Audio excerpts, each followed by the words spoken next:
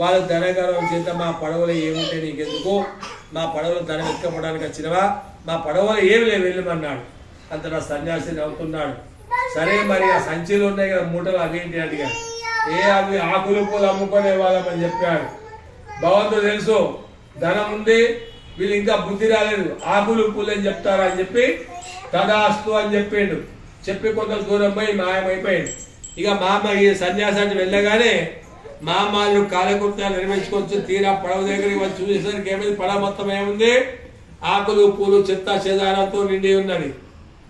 ఆ వర్తకుడు ఏడ్చి సులోపి కింద పడిపోయాడు. అయ్యో నా ధనవంతి ఏమైపోయిందా అని ఏడుస్తున్నాడు.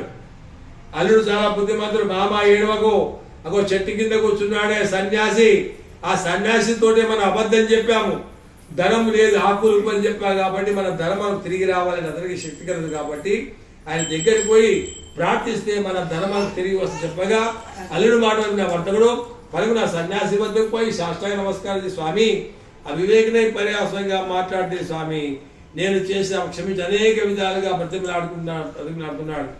అప్పుడు సన్యాసాంతుడు పోయి నీవు సంతానం అయితే సత్యవతం చేస్తానన్నావు, సంతానం జరిగేది దేవుని మర్చిపోయావు, మరి అమ్మాయి